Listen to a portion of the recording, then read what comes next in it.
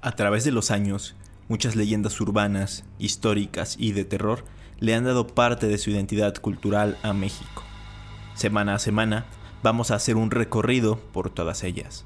Esto es Leyenda Urbana MX, con Ismael Méndez.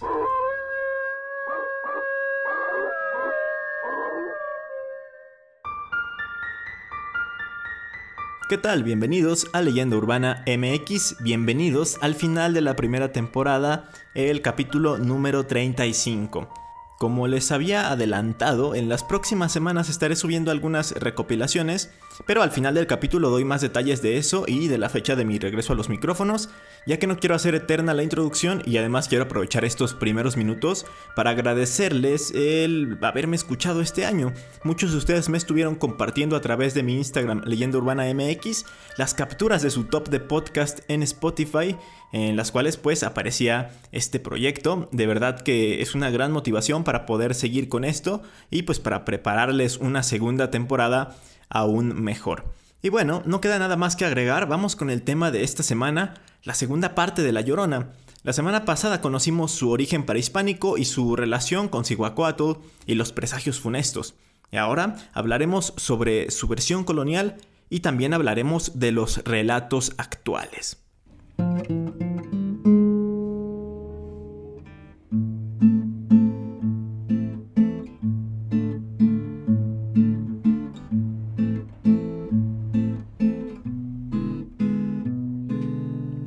Retomando lo que comentamos en el episodio pasado, aquellos cronistas y evangelizadores que recopilaban los relatos prehispánicos de voces de los pobladores nativos, pues obtuvieron entre muchas otras cosas las historias sobre el sexto presagio funesto, que hacía alusión a la Cihuacóatl llorando por las calles de Tenochtitlan ante la inminente caída de la ciudad, y también pues conocieron a estos seres conocidos como la Cihuateteo, de las cuales también puede provenir la leyenda.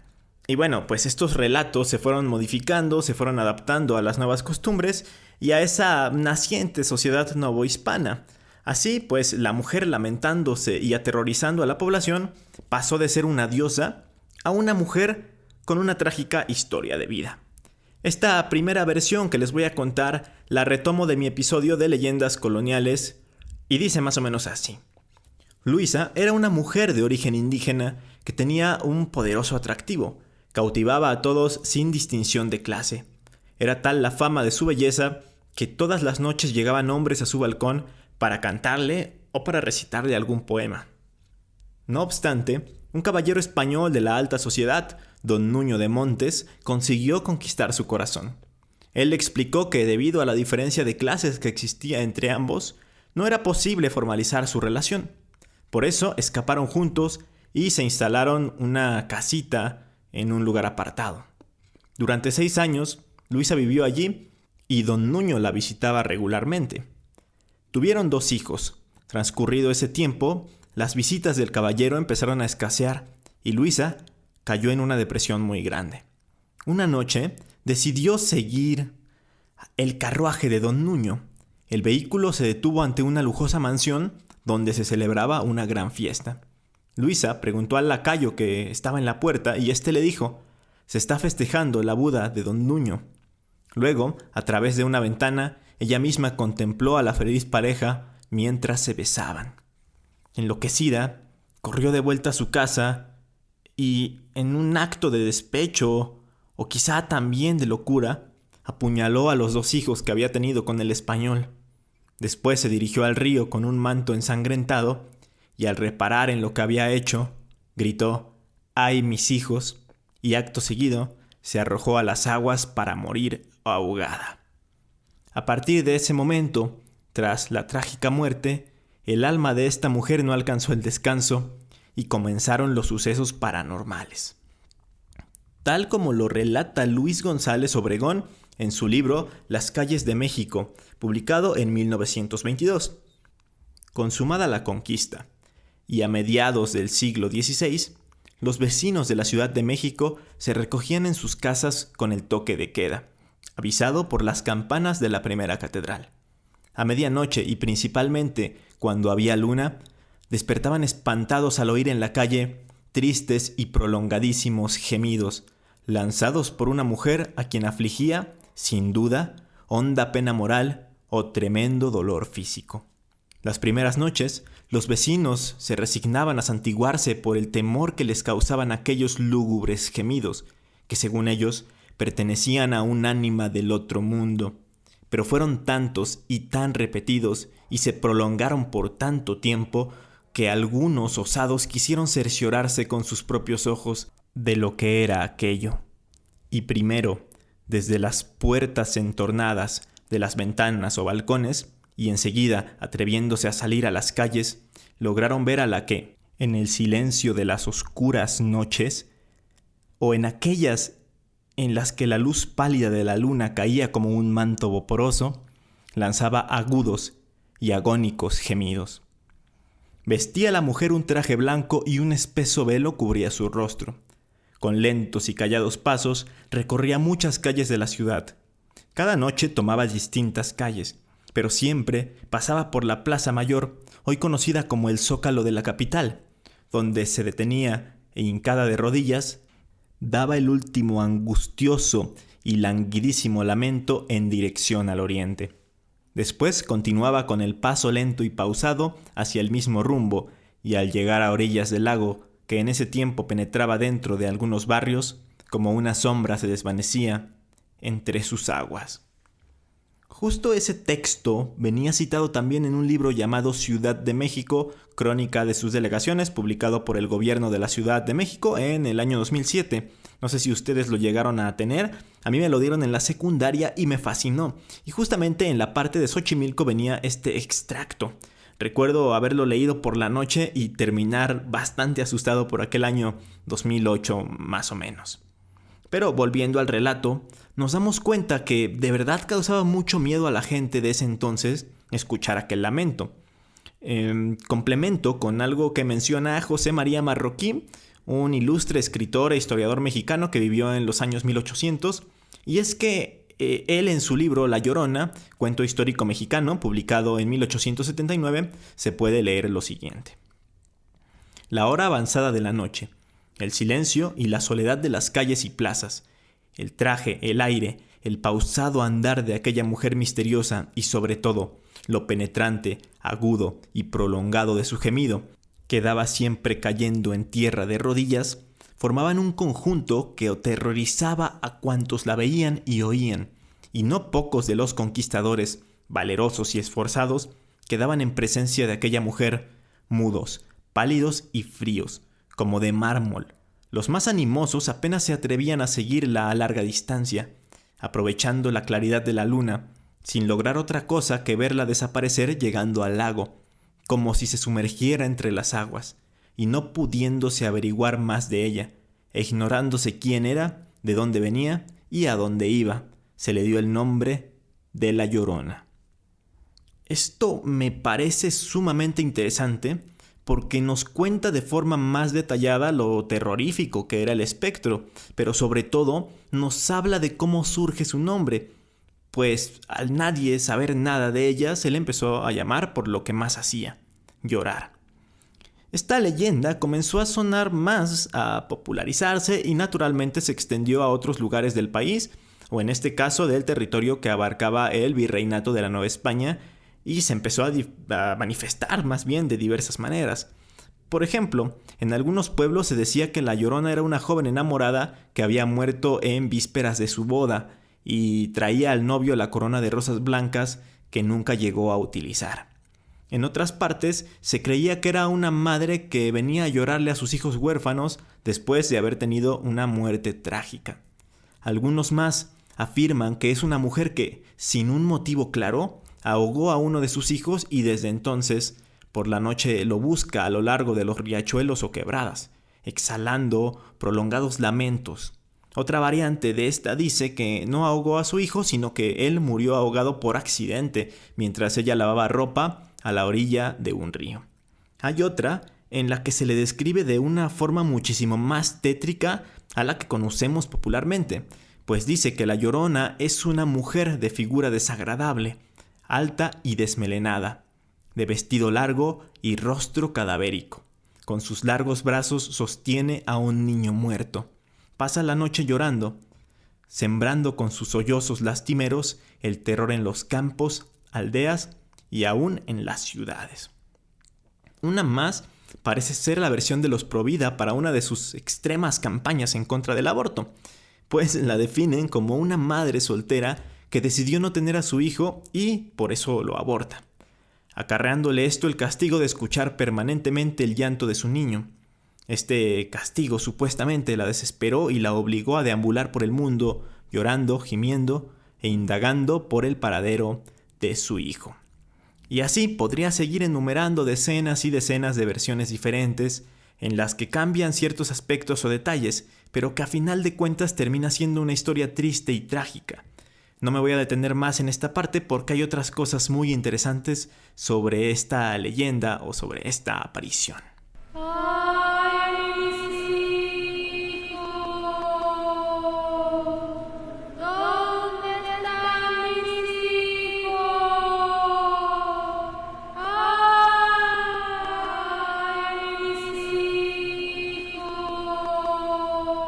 Bien, más allá de todo lo que se ha contado acerca de por qué razón esta mujer no deja de llorar, quiero retomar algo de la época prehispánica, algo que mencioné al inicio, y es que debemos tener en cuenta que aquella vez que se apareció en las calles de la Gran México Tenochtitlan, lo hizo para anunciar la conquista.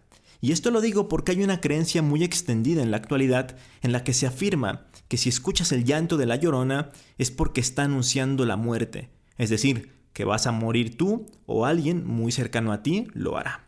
Y justamente esto ha causado mucho terror, mucho más que el espectro o la aparición en sí. Esto se repite en distintos países. Por ejemplo, en Perú, su gemido lúgubre anuncia la muerte a las personas cercanas a los campesinos que se atreven a entrar en las huascas, razón por la cual los vecinos evitan entrar en las ruinas de los antiguos monumentos aborígenes. Luego, en Chile, se habla de la Pucuyén, una leyenda mapuche. Es la presencia fantasmal de una mujer que llora eternamente porque le quitaron a su hijo de sus brazos a muy corta edad, o porque uno de sus hijos murió en sus brazos. Va vestida de blanco o de negro en algunas versiones y solo la puede ver la gente que está cercana a la muerte. Regresando a México, justo me estaba acordando que no solo se dice que presagia la muerte, sino que también puede presagiar o predecir otro tipo de tragedias. En un caso muy concreto, pues se cuenta que la noche anterior al terremoto de 1985 se escuchó el llanto de la Llorona en la ciudad. Esto me lo dejaron en un comentario hace ya algún tiempo y al estar buscando información, al parecer sí fueron muchas personas las que aseguran haberla oído.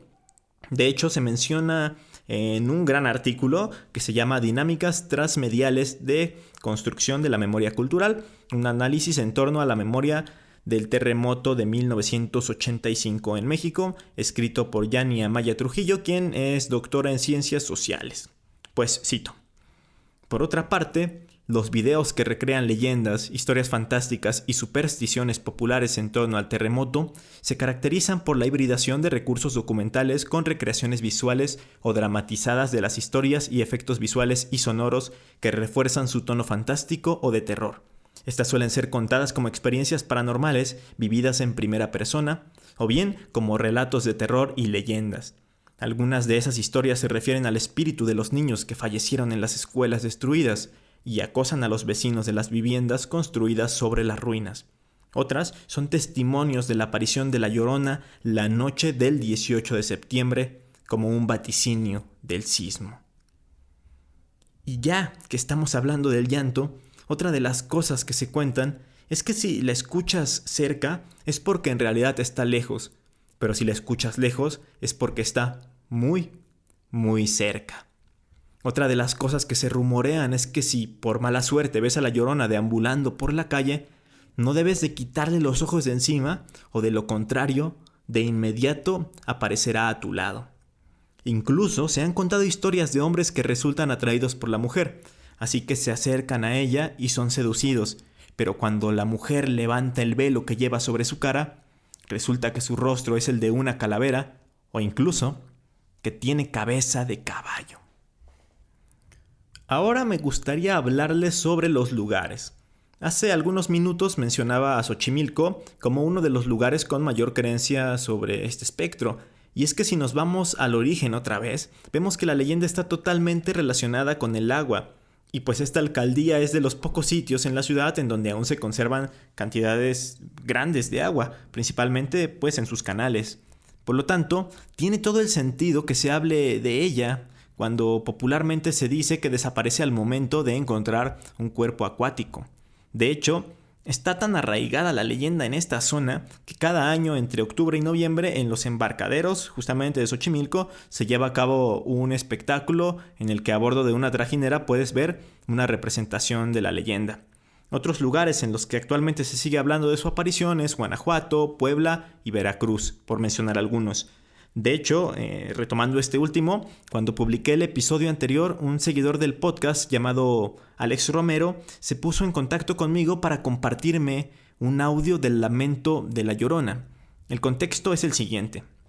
Dice que la hermana de su novia, quien es médico, estaba con su amigo en su guardia por la noche en el hospital de Alto Tonga, Veracruz. Estaban en el lugar asignado que tienen pues para poder descansar y fue entonces cuando escucharon el aterrador sonido. Así que lo grabaron y es lo que me compartió y pues es lo que van a escuchar a continuación.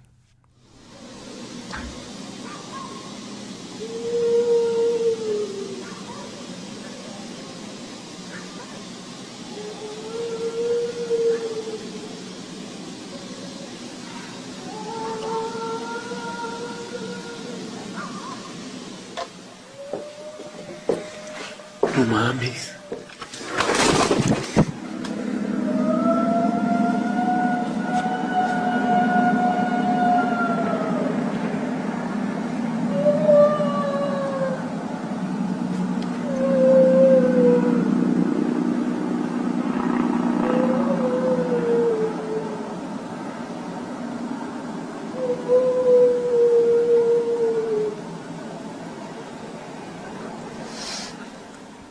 ¿Qué les parece?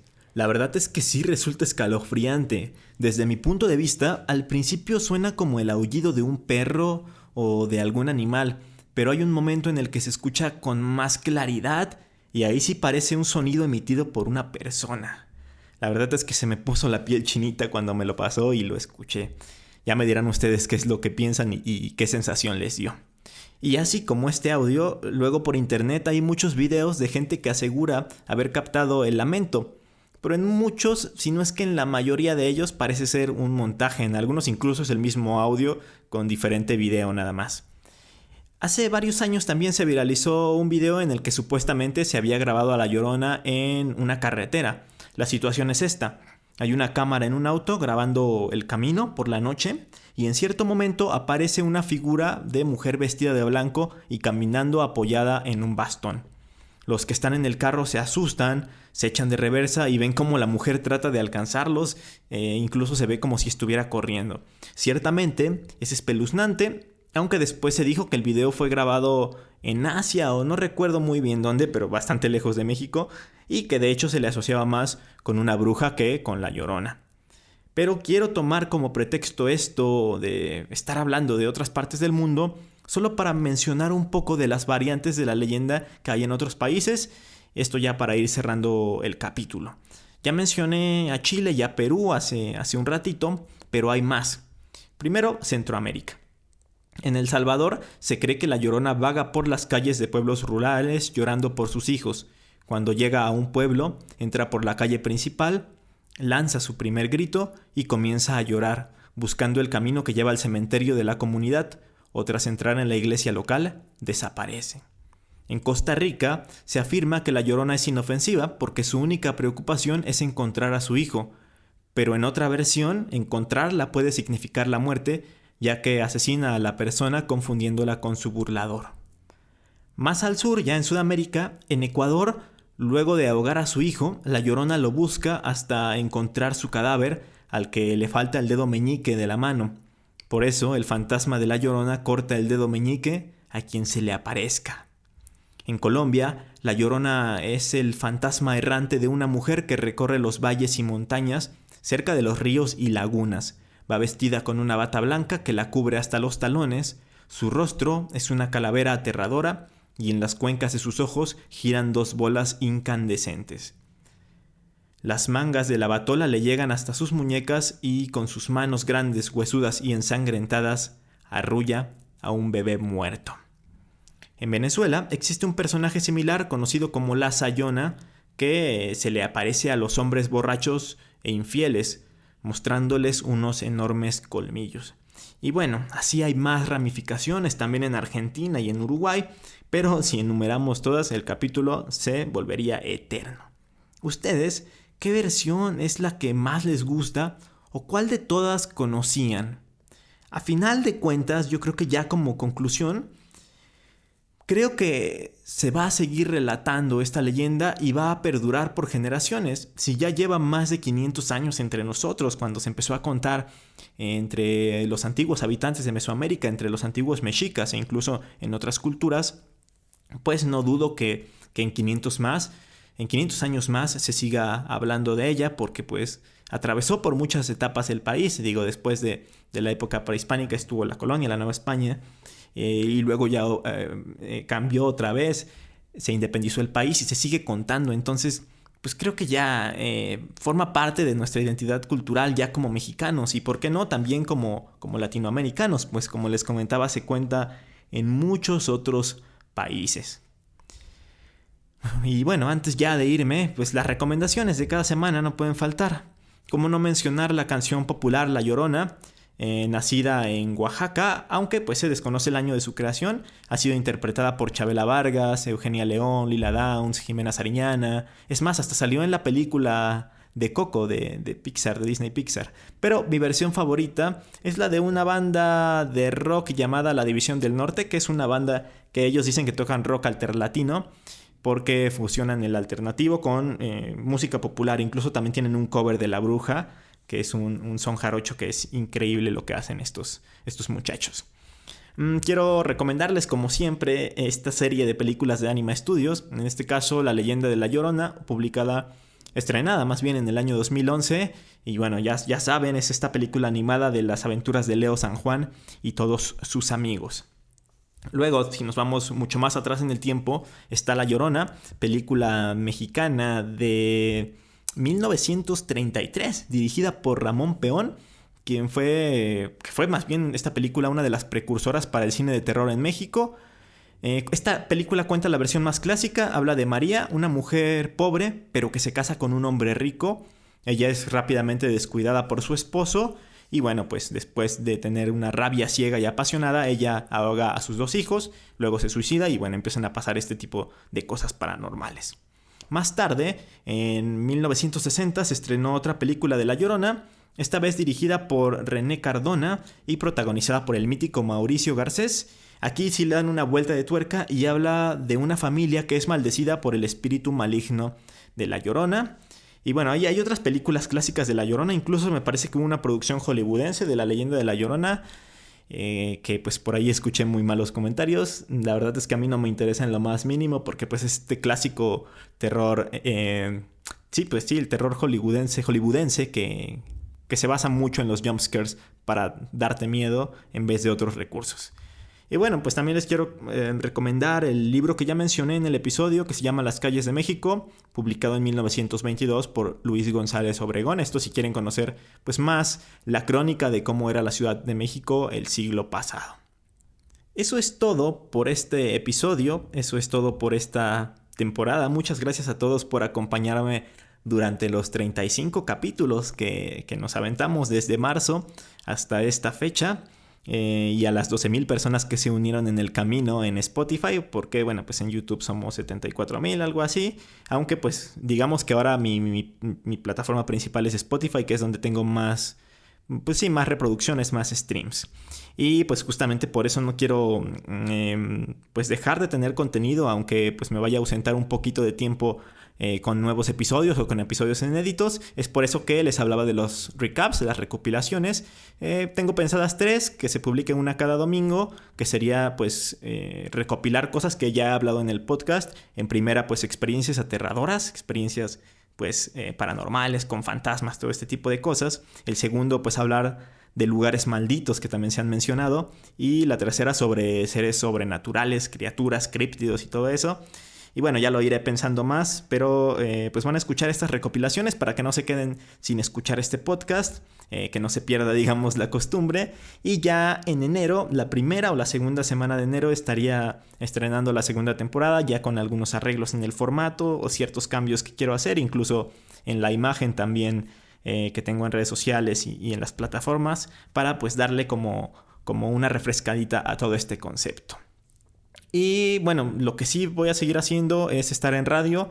Acuérdense que todos los viernes entre las 9 y las 10 de la noche estoy teniendo una sección en el programa Magazine 99 que se transmite por Ori Estéreo 99.3. Eso sí, no lo voy a estar dejando de hacer. Y pues tengo una sorpresa más también para el próximo año, por allá de febrero. Pero bueno, eso todavía se va a quedar guardadita, esa noticia, y ya se la estaré anunciando cuando esté en la segunda temporada. Así que pues espero, de una vez les quiero desear felices fiestas, que se la pasen bastante bien con su familia y que tengan un excelente cierre de año. Esperemos que todo marche mejor en 2021. Les mando un abrazo y un gran saludo. Nos escuchamos. Hasta la próxima.